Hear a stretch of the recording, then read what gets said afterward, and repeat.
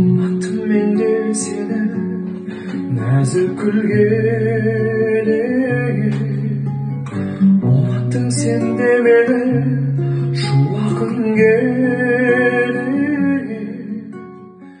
Тау Елубай топырағы тұнған тарих, нағыз талантлардың мекені, жалынды жастардың алтын бесігі. Бүгінде туған қаламызда өнермен дара шауып, ән қанатын қалықтатқан жалынды жастарымыз баршылық. Солардың бірі Әміре ағасына ұқсап, ән әлеміне бет бұрған жас әнші, жас болса да хас әнші Нұржас Сәдірбаев. Бүгінгі біздің Тау Елубай таланттары көшпелі сұхбаттың бірінші кейіпкері. Бізбен бірге болыңыздар. Сәлем Нұржас, күн сәтті болсын. Бүгінгі сұхбатымызға шынайы жауап беруге дайынсың ба? Дайынмын. Олай болса, бүкпесіз сұхбатымызды бастайық. Жалпы сенің бүгінде Тау Елубай жерінде, соның ішінде өзіміздің Үшқұдық қаламызда өнерге қанат қаққан жас әнші ретінде жақсы танимыз. Жалпы осы ән айту қабілеті неше жасыңнан басталды? Мектеп қабырғасында ән айтып бастадық. 3-4 сыныптарда. 3-4 сыныпта. Бақшада да айттым, енді былай. Сахнада 3-4 сыныптан бастадым. Ал енді Нұржас, бүгінде жалпы қайсы оқуда оқып жатсың, қай жерде білім алып жатсың, сол жөнінде айтып өтсең. Қазақстан Республикасы, Нұр-Сұлтан қаласы, Шабыт университетінде оқып жатырмын.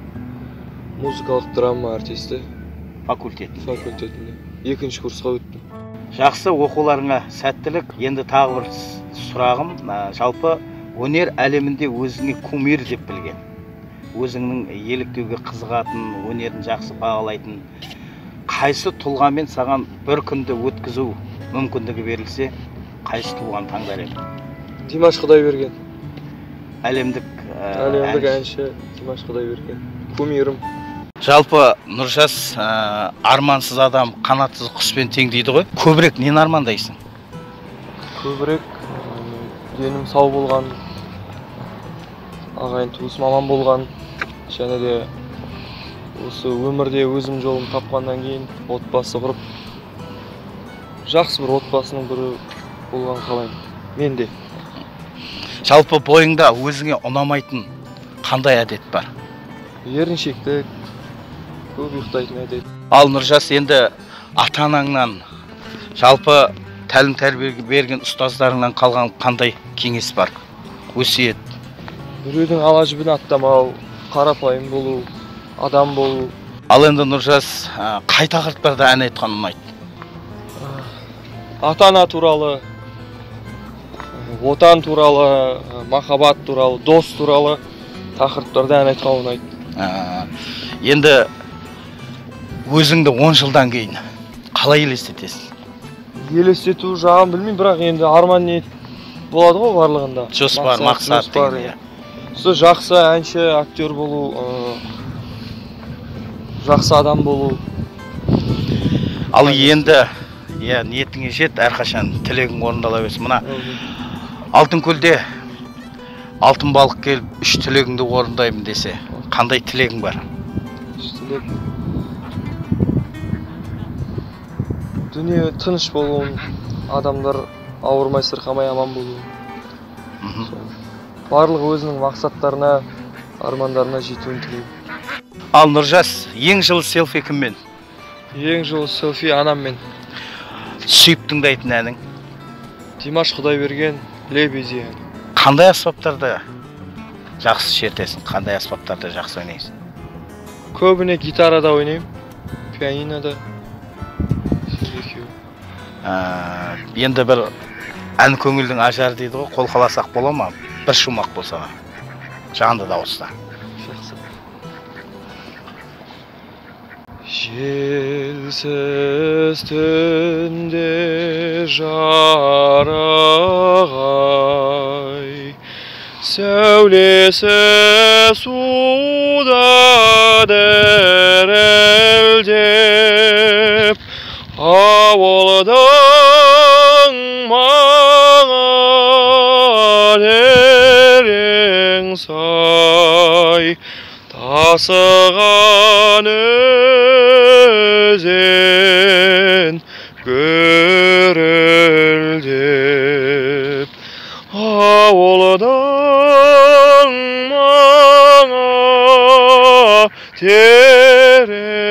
сай, тасыған өзен гүрілдеп.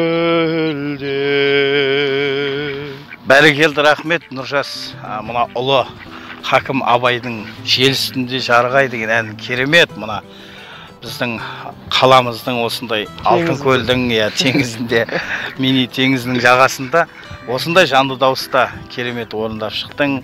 Сенің мына алдағы өміріңе жарқын болашақ, айқын мақсат тілеймін, жоспарларың орындалып, мына өзеннің теңіздің толқынындай тербеліп, өнер айдында қанатың талмасын дейміз. Нұржас, білесің, алда еліміздің тарихи мерекесі, төл мерекесі, тәуелсіздігіміздің 30 жылдығы үлкен мерейтой келе жатыр. Осы мерейтой аясында жалпы Нұржастан 3 тілек болса, қандай тілектер айтасың? Еліміз аман болсын, жұртымыз тыныш болсын, дами берсін еліміз. Осы пандемиядан аман есен шығып, баяғы жақсы күндерімізге оралайық. Тыныштық болсын, отбасымыз аман болсын. Рахмет, тілек ниетің қабыл болсын, Нұржас. Ал енді біздің де саған айтар тілегіміз, әрқашан алға қарай қарыштап дамып, өнер әлемінде өзіңнің ойып орныңды табатыныңа біз сенімдіміз. Келесі сұхбатта кездескенше аман сау болыңыздар. Жоқ қоямалам, қош бол бақыт құс, қимай сені.